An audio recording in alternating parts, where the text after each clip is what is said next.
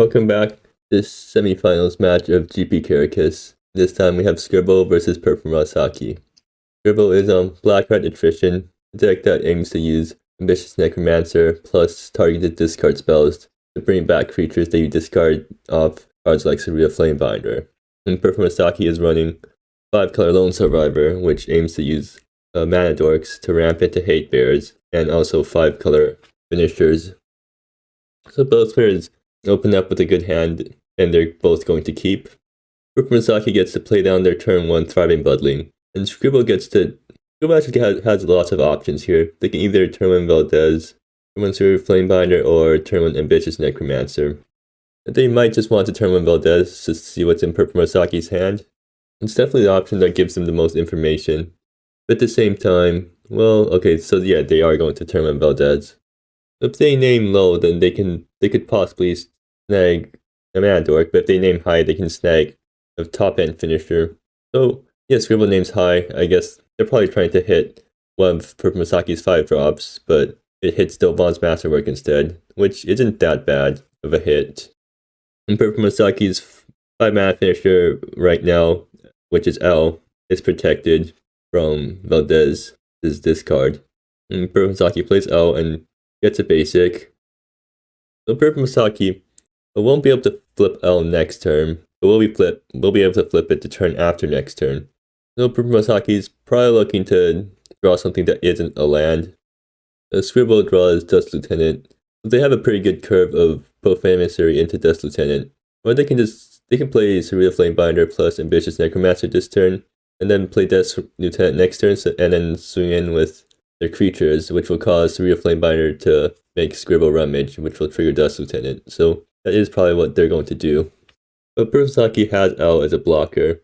Scribbl is just going to go with the obvious play of dropping their turn 2 Profane Emissary and fetching Polyp Pools next turn. Purplemurasaki draws yet another land. Not a very good draw for them. So Purplemurasaki is just going to play on Fog Spear and pass, and they're hoping that L doesn't get killed before they can flip it next turn. So Purplemurasaki can fetch Slumbering Hillock, but that's probably not what they want to do. Well, they do want to fetch Slumbering Hillock eventually, but they also need to fetch their colors because they need to get 5 colors next turn to flip L. The Thriving Bloodling doesn't actually color fix, it just makes the color that you already have. So Scribbl using Profane Emissary to fetch up Polyp Pools and turn into a 4/4 lifelinker. Profane Emissary fetching the Polyp Pools is also really good here because Scribbl does want to go to 4 lands next turn. So Scribbl can go for the play Surreal Flamebinder pre-combat, then with Profane Emissary. Purplemurasaki most likely doesn't block. Discard Dust Lieutenant to Surreal Flamebinder, and then Ambitious Necromancer Valdez to bring back Dust Lieutenant. And that play probably gives Scribbl the most amount of board presence. Or actually, no, that play doesn't work out because Fog Spear makes Valdez's adventure cost 1 more. So Purplemurasaki isn't forced to chump here. Purplemurasaki still has the option to chump Profane Emissary to prevent a discard. And now, yeah, they're thinking about it. And it is a pretty unclear decision because, especially since Purplemurasaki doesn't know what's in Scribbl's hand, if they let Profane Emissary through, then Purplemurasaki knows that Scribbl will be able to discard something good. So they might be afraid of a Fiery Temper coming out, which would kill the L. Well, actually, does Scribbl have any 2-mana removal? Yeah, no, they don't. I think, yeah, Purplemurasaki does chump with the Fog Spear because doing that will play around Fiery Temper, which means with 2 mana, Scribbl has no way to kill the L, which means Purplemurasaki will be able to flip it next turn. Scribbl decides to play out the Valdez adventure, not even saving it for Ambitious Necromancer, and hits Purplemurasaki's hand of entirely lands. So yeah, Valdez manages to whiff. And somehow, Purplemurasaki is actually in a really good position here, even though they have all lands, because they flip L, and then, oh no, they're not in a super good position, but Scribbl wasted one of their Valdez's, and yeah, Valdez is the only way for Scribbl to trigger Ambitious Necromancer, currently. So now they have no way to trigger Ambitious Necromancer next turn unless they draw into a targeted discard spell. I guess they have 2 chances to draw into it next turn, so Scribble Valdez in there, probably alright. because they're trying to hit Purplemusaki's 5-mana top end. Purplemusaki draws Dovan's Masterwork, and not exactly what they want currently. They can't really afford to play Dovan's Masterwork right now because they need to play down their land to flip L. And yeah, that's what they're going to do. Now that L is flipped, Purplemusaki has to decide which ability to use. And that's not a very easy decision, because there's an argument for basically any of those abilities. Purplemusaki is also tapped out on board, so they're going to have to let Scribble hit them for a turn. If Purplemusaki minus its L, or minus its Valier to fetch one of their 5-mana top ends, they risk Scribble discarding it. And Purplemusaki decides to plus Valier, and matches his draw into 2 very good cards in this situation. So Purplemusaki is quite happy about that. He even gets to pitch a land that they don't need. So Scribble draws Stolen Secrets, so not punished for playing down Valdez last turn. Now they get to attack and then loot with Surreal Flamebinder and then Stolen Secrets with Ambitious Necromancer to bring back Dust Lieutenant. And in fact, Purplemusaki is kind of in trouble here because if Scribble just Stolen Secrets naming creature because Purplemusaki's entire deck is just creatures. I mean, the deck's built around playing a bunch of non-creature hate. So yeah, the entire deck is creatures, so Scribble can pretty safely Stolen Secrets naming creatures, and that'll be able to snag Maelstrom Elemental. The Scribble swing and killing L in combat, discarding Dust Lieutenant to Ambitious Necromancer. And Stolen Secrets, naming creature, obviously.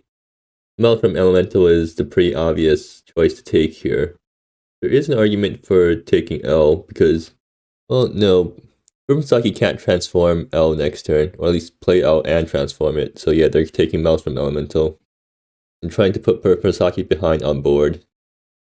So also, taking Maelstrom Elemental prevents Purplemusaki from triggering Augmented on Thriving Bloodling next turn, because Dovan's Masterwork and L both cost a green to cast, so Purplemusaki won't be able to spend 5 colors of mana on their spells.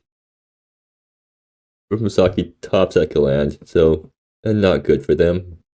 I guess maybe they could have kept the fetch land instead of the Nomad Township to fetch Lumbering Hillock, because fetching a Lumbering Hillock would be pretty useful here. Purplemusaki might just want to play down L and Dovan's Masterwork. I mean, not like they have any other option. And then Scribble can kill the L with the Surreal Flamebinder, which is sort of a problem. Okay, Purplemusaki is going to play Dovan's Masterwork first and get back Amber Hills. Oh yeah, so I guess that's how they're fetching Lumbering Hillock. And they play L, fetching a basic. I guess they're playing out their basic. Or did Purplemusaki not play a land this turn? Oh, I don't remember, but well, yeah, they forgot to play a land this turn. So I guess they're holding cards in hand. Oh, I guess, yeah, they're holding cards in hand for Valdez. That's probably why they're doing it. Because Valdez becomes a 5/3 haster if Purplemusaki goes to 1 card in hand. So by doing this, they still have 2 cards in hand even after Dust Lieutenant discards them. But now that Scribble drawn Parasitic Rebirth, they can kill the L. And that's going to be a huge problem for Purplemusaki. They're kind of just relying on top decks at this point. Then again, I guess their deck does top deck reasonably well. If they top deck into Submerge, then they're basically back in the game. And Scribble's deck, since it relies on discard so much, they can't really stop top decks from taking over the game. They do draw 2 Parasitic Rebirths. So can they return anything? They can return Ambitious Necromancer with Parasitic Rebirth. But they're kind of out of creatures to even return with Ambitious Necromancer. They need to discard more cards, or at least get some of their guys to die before they can get full value of their reanimation effects. At the same time, I guess you're pretty happy if you're at the point where you're not getting full value of these guys, because Scribble's not super ahead. They are currently ahead on board, but Purplemusaki can easily top deck out of it. I'm assuming Purplemusaki is just going to take.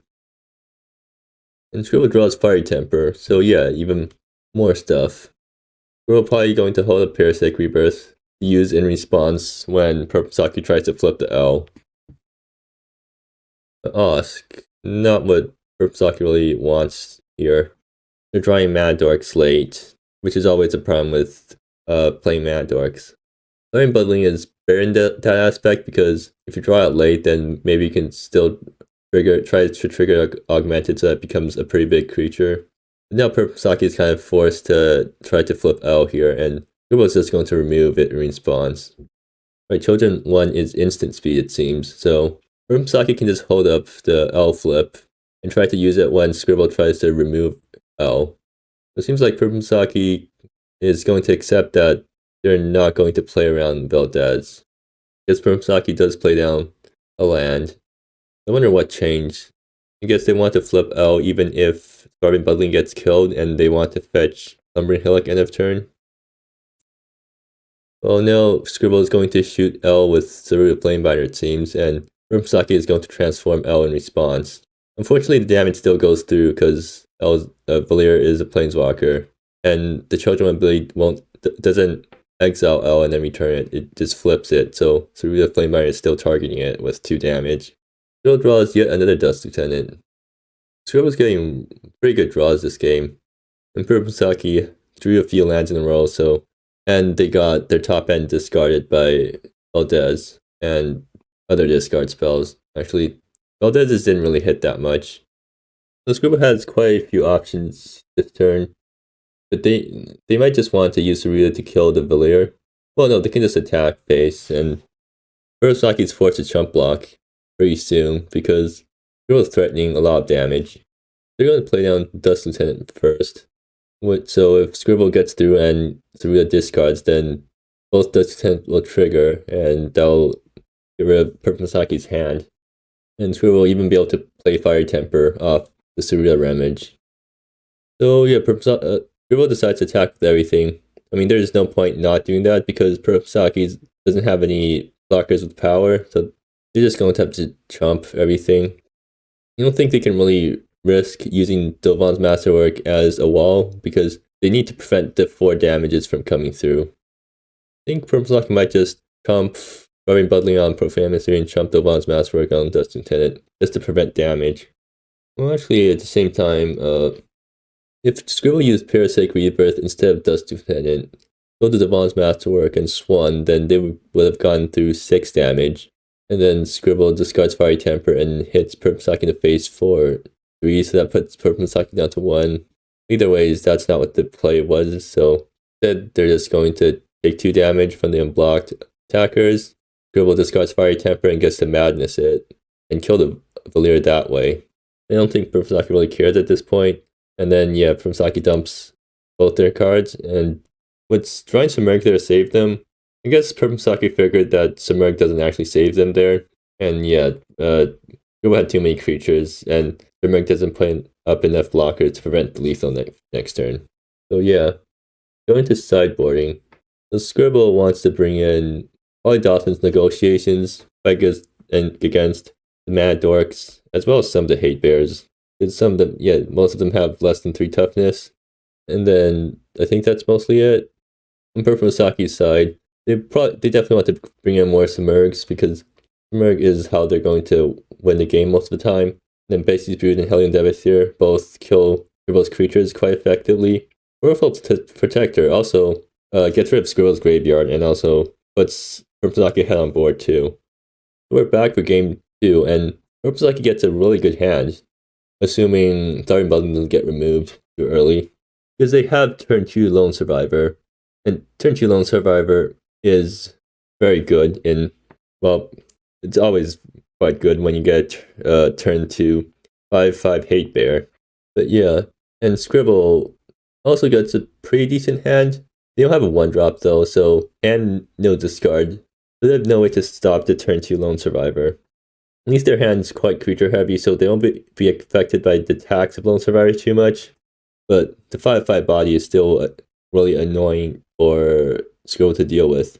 Instead, Purplemurasaki decides to ramp with Dovon's Masterwork. So they're looking to play Submerge next turn if they don't get hand attacked or Starving Budling doesn't get killed. The Scribble does draw Stolen Secrets, so they can Stolen Secrets naming creature to prevent... Oh no, they can't even prevent Submerge from coming down because Purplemurasaki gets 2 Submerges.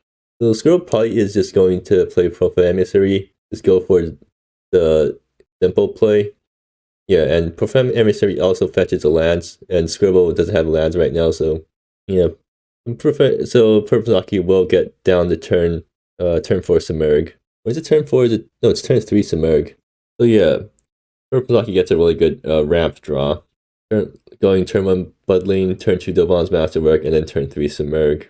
Not even bothering with the Lone Survivor. It seems like Purplemurasaki is slightly hesitating right now because they don't have anything in graveyard, so they're worried that they Submerg and then there's nothing good in the top 5 cards of the deck. So yeah, they're gonna take it slow and play Lone Survivor first. They were going to do that. They probably should have played Lone Survivor the last turn instead of this turn, and then played Dovan's Masterwork this turn instead, because then Lone Survivor would have been able to get 1 extra attack in. And Profane Emissary fetches Polyp Pools. So Profane Emissary is usually really good because it's a 2-mana 4/4, so it's the biggest thing on the board, but Purplemusaki's playing a 3-mana 5/5. So yeah, Profane Emissary can't really attack profitably. And even worse, Lone Survivor just doesn't die to Scribbl's removal spells. A Parasitic Rebirth doesn't kill it, Fiery Temper doesn't kill it. Does Scribble have any other removal spells? Or no, they don't. So yeah, they just don't have a way to kill Lone Survivor because it's 5/5 and out of range of all of their spells. And they can't even combine burn spells to kill Lone Survivor because it makes all their spells cost more. Lone Survivor is just a really hard card for Scribble to deal with. Okay, so it seems like stuff has happened and Sorry Building died. I wonder what happened while I was gone. Well, either way, so okay, so maybe it seems like last turn Purplemurasaki decided to play Dovan's Masterwork plus Osk. Is that what happened? And then Scribble doesn't have anything there. Maybe they waited Scribble's turns. And it seems like Scribble Stolen Sea created one of the Submergs. Just thinking about how to deal with the second one that's coming down soon.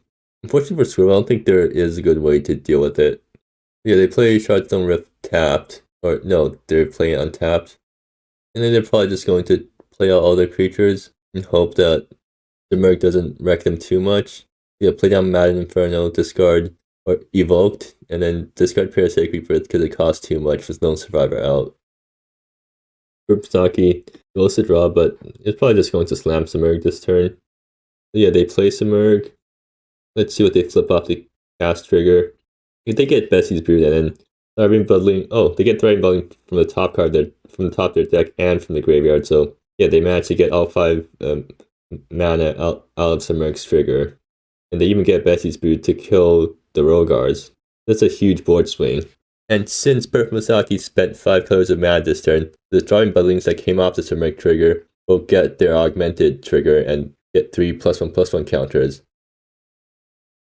Purplemurasaki swings a Lone Survivor, but seems like the game's probably over. I don't see a way for Scribble to come back from such a overwhelming board state.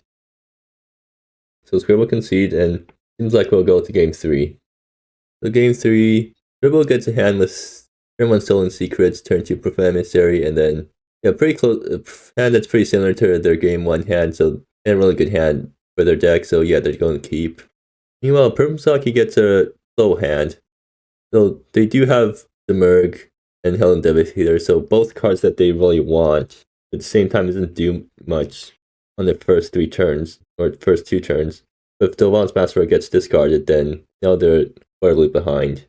So Purplemurasaki decides to keep anyways. And Scribble gets to do turn 1 Stolen Secrets, naming creature. And that's basically a Thoughtseize against Purplemurasaki's deck. But they're going to play Ambitious Necromancer instead. If they want to combo Stolen Secrets with Ambitious Necromancer, they definitely can do that because they have Cerebral Flamebinder, so they can just play Cerebral Flamebinder, attack the Ambitious Necromancer, discard Dust Lieutenant, and then Stolen Secrets it back. And with how low Purplemurasaki's hand is, they might not have a chance to catch up. So Scribble plays Stolen Secrets, naming creature. They definitely have lots of options to take. They can take Dovan's Masterwork to slow Purplemurasaki down, and I think that's probably what I would do. The Merg is also an option just because it's the most important card in the matchup. Usually, the thing that turns the game around. I think taking Dovan's Masterwork here is probably the best option because it slows down Purplemurasaki, and Scribble agrees. Now Purplemurasaki needs to top deck into stuff to do. because if they just keep drawing slow cards, well, okay, they manage to draw Thriving Buddling, so that is something they'll let them catch up, or at least speed up. But Scribbl has Rogar to answer the Thriving Buddling, so that's probably what's going to happen. And they top deck a red land so that they can play the Rogar on time. So a very timely mountain draw. And they decide they're going to attack first and try to loot with Saruta. I guess just to see what they draw. Purplemurasaki, of course, not blocking because they need Thriving Buddling to ramp into stuff. And Purplemurasaki decides to discard Maelstrom Elemental, probably if they figured Submerge is good enough on its own. No, Scribble draws to Valdez, and Scribble might just Valdez here because then they get to discard Submerge and then also bring back something. Oh yeah, they're going to use the Omen to discard Rogars and then use Valdez plus Ambitious Necromancer to bring Rogar back and kill the Thriving Buddling. So yeah, and there goes Thriving Buddling, and there goes Valdez, naming low. I guess Scribble figured that Purplemurasaki isn't going to get time to play Submerge this game, so they'd rather hit whatever Purplemurasaki might be able to play. And that discards Helen Devastator. And even Scribble gets to finish off by playing Profane Emissary. So what can Purplemurasaki draw to get themselves out of this? I guess they can draw Lone Survivor, but they draw Thriving Buddling instead. Well, and they're just going to concede. Does Scribble have lethal? Because if not, then next turn, I mean, they could play Thriving Buddling, and then a land, and then and then hope that they don't get. Well, no, Scribble gets to discard Purplemurasaki next turn, and then, well, then Purplemurasaki has to hope to top deck a land next turn. Like, they had a shot at playing Submerge this game because I don't think Scribble had lethal next turn, right? Well, actually, no. With the damage that they're taking from their lands, then yes, Scribble has lethal next turn. So, yeah, Scribble is going to take game 3, and they'll be moving on to the finals.